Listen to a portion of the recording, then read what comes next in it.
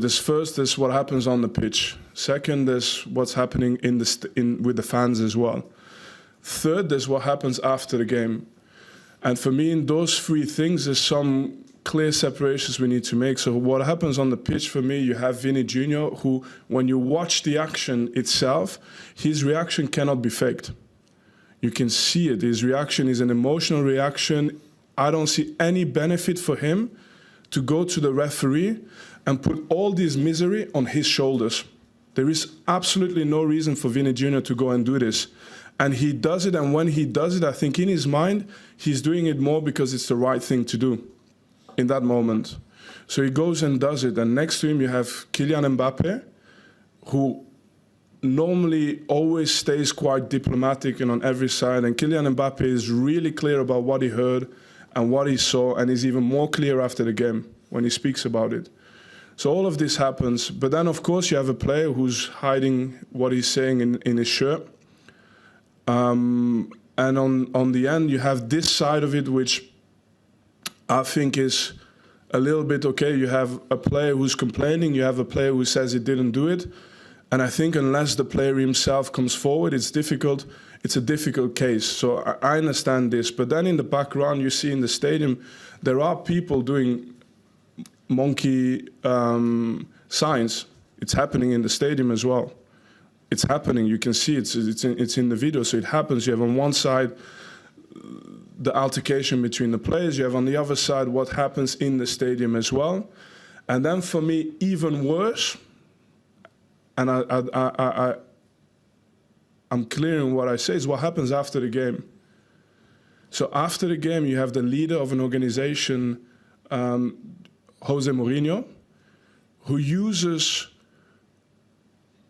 basically, who attacks the character of Vinicius Jr. by bringing in the type of celebration to discredit what Vinicius is doing in this moment.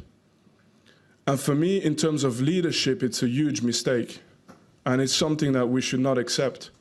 So I'm very clear on that. On top of it, he mentions the name of Eusebio. To say that Benfica cannot be racist because the best player in the history of Benfica is Eusebio. You know what black players had to go through in the 1960s? Was he there to travel with Eusebio every away game? When he went to every place in Europe? Probably at the time, because my dad is a black person from the 1960s also who made his way. Probably at the time, the only option they had is to be quiet and to say nothing and to be above it and to be 10 times better, to get a little bit of credit and people say, actually, he's good. That's Eusebio's life, probably. And today, to use his name to make a point about Vini Jr., who's actually finally in a situation where he can say something about it. There's a lot of players who play in different leagues still in Europe who don't have a voice. There's players today in Hungary, in Bulgaria, in Serbia. If something happens to them and they are black players, they have zero chance to have any kind of support. Vini Jr. at least is in a situation where a lot of people have made it possible for him to take this moment and to protest in this moment, you know. And then I'm thinking how it is that you can. So I'm not. It's a difficult thing for me to speak about because, to be honest, in many ways, and I say it very honestly, I don't actually fit in what I see today in the world that is happening in the world. Me personally, I don't see my place in a lot of the things that are happening in today's world. I really don't.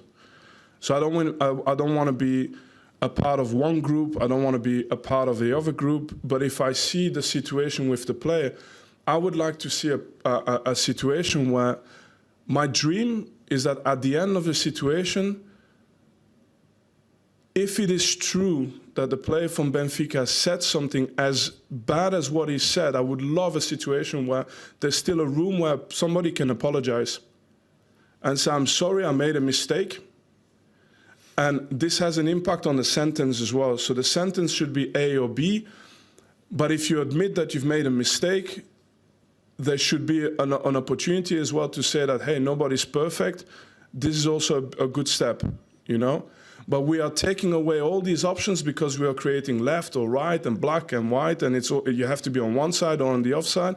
And actually, the one thing you can't do is punish someone unfairly. And the one thing you can't do is dismiss a person and attack the character of a person who's complaining about something he experienced and something that must be very painful to that person. So there's something that needs to happen. But and I'm just thinking, I'm sorry I'm going on this, but I'm just thinking, you know, when Jose Mourinho is doing the knee slide at Old Trafford, when he goes to, because he attacked the celebration of Vini Jr., when he goes to the fans in the semi-final Inter Milan against Barcelona, and he goes in front of the Barcelona fans and does his celebration, when he plays against Sevilla with AS Roma, and in that moment he's fighting with the referees, and the referees have to go under protection, leave the country under protection, after that game. In that moment, if someone was racist to Mourinho, I would have hoped that all of us would say, stop, it doesn't matter his celebration. Let's listen to what he has to say. And let's defend some simple things, some core things. But again, even in that sense, I try to be, I like to give context. So I have to still say that I know so many players, and I'm thinking about this situation, who have gone through it, and it's important to, I mean, it's happened to Eto'o, to Samuel Eto'o, it's happened to Mario Balotelli so many times. Okay, so it was their celebration as well? Okay, maybe there were some characters with personality. What if it happens to Patrick Vieira? What if it happened to me? You know, 20 years ago I was in Sevilla, and then we're going to say, oh, it was 20 years ago. Okay, I was in Betis Sevilla. I was there with Cheick Tiote. Cheick Tiote is a player from Newcastle who died with a heart attack when he went to China. An unbelievable person, like a heart of gold. Both of us were 18, 19. We go to this game, and you have the Betis Sevilla fans going on the fences, singing Ku Klux Klan, doing monkey chants, going on the fences like monkeys. And we played a game. I was happy to score a goal in that game as well because of this. And it happened back then. So was it my celebration as well? What did I do? You know, like, and at the same time, I have to note something. It was also one of the most beautiful moments in my career, because the Betis Sevilla fans of the General Stadium started to boo against the ultras from Sevilla, from Betis. So you had a fight within the stadium of fans who were not happy that the ultras from Betis Sevilla were doing these things, who were protesting. And I found this beautiful, because I said, okay, you know the world is not perfect. You have so many things, so many situations, but at least you have people from the same club fighting because they don't accept this, you know. So it was also a moment. But then you fast forward, and I'm a coach now, not so long ago. And I told you this story not so long ago. I go to Club Brugge, and I played for the national team. I was the captain for the national team. And me and my staff, we get called brown monkeys, and so on. And after I complain, I see how all of these politics happen again to kill the story. So no consequences, no nothing, and I have a voice. What do you think for the people without a voice?